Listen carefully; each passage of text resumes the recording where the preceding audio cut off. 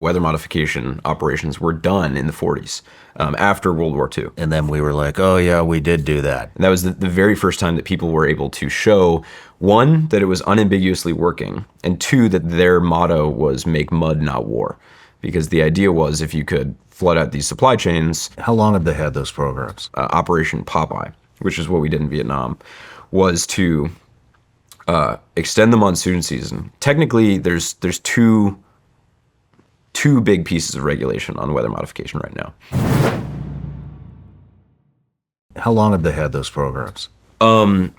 So cloud seeding was invented in the United States. It's an American technology that was done for the first time in New York in 1946. So the very first effective weather modification operations were done in the 40s, after World War II.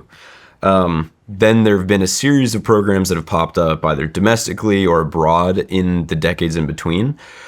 But we've never actually been able to prove that it works until 2017.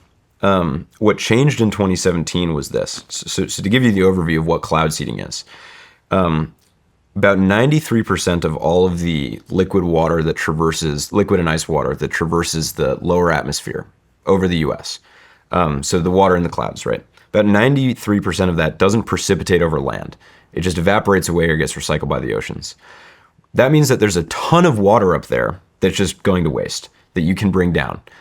So certain clouds that aren't naturally precipitating or that aren't very efficiently precipitating, you can identify those with radar. You can measure that there's liquid in them that isn't coming down, fly a drone up into them, disperse a material that freezes the liquid in the cloud. And we can talk about what that material is later, but disperse a material that freezes the liquid in the cloud into big, heavy snowflakes that become heavy enough to fall down. And if it's warm beneath the cloud, melt into rain. If it's cold, stay as snow.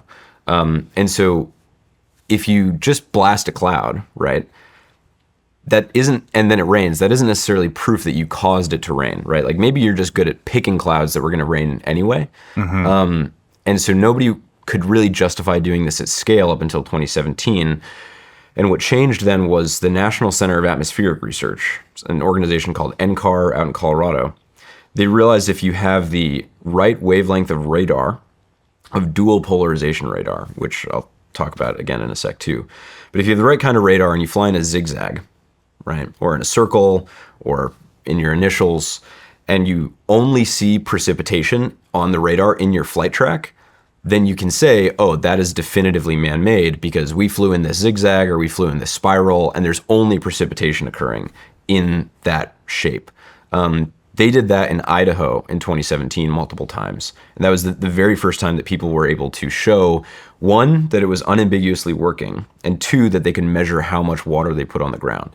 And so most folks, even in the scientific community, are still catching up to speed with this tech. Back in the 40s, we were experimenting with a lot of cool stuff, nuclear energy, weather modification, rocketry.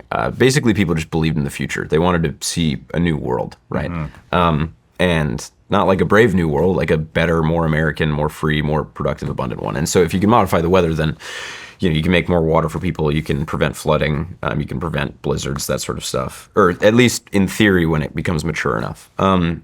What the idea was in Operation Popeye, which is what we did in Vietnam, was to extend the monsoon season, cause more precipitation over the Ho Chi Minh Trail to impede the logistics of the Viet Cong. Right, so everybody knows about how we were secretly bombing Cambodia. That was a big no-no. Not as many people know about Popeye. The problem with Popeye was we did not have much in the way of satellites at the time, and we also didn't have much radar. So if you look at the reports of troops on the ground and meteorologists on the ground, they say that they were able to extend the monsoon season. But we have very, very little data to prove that, right? Like I said, it wasn't until 2017 that we really unambiguously proved that this was possible. But just for additional context for folks, the 54th Weather Reconnaissance Squadron in the Air Force, their motto was make mud, not war. Because the idea was if you could flood out these supply chains, then you could prevent people, the Viet Cong, from getting to the lines and actually shooting bullets at people instead. So the idea was to drop rain. Interesting. Yeah. You know what's I mean, I think a lot of these, nobody trusts the government, and was it, I have it in my notes here. Was it, I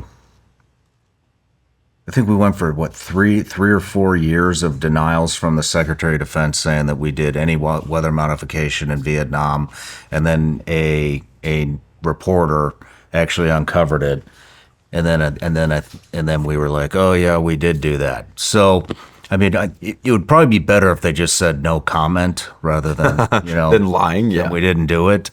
I mean, I get, we need to keep certain things classified, but it just creates this distrust in the government, and then now you have all these people that think we did, Well, yeah. I mean, Carolina.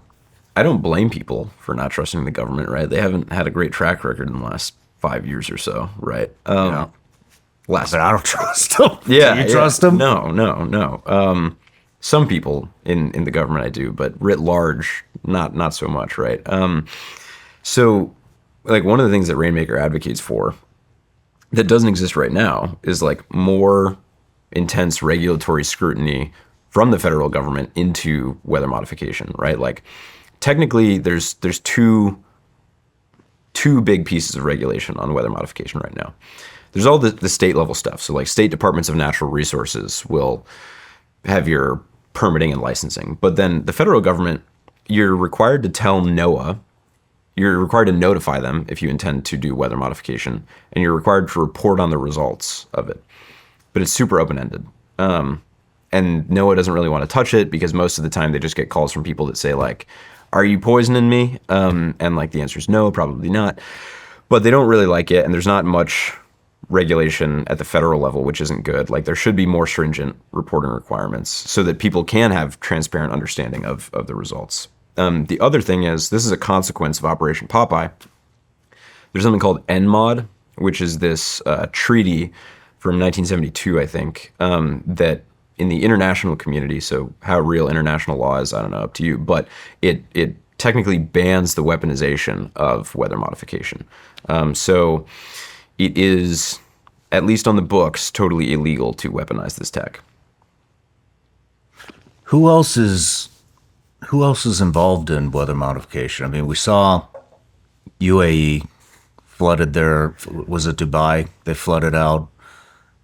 I think China's involved in it. Who else is involved in this? No matter where you're watching Shawn Ryan Show from, if you get anything out of this, please like, comment, subscribe, and most importantly, share this everywhere you possibly can. And if you're feeling extra generous, please leave us a review on Apple and Spotify podcasts.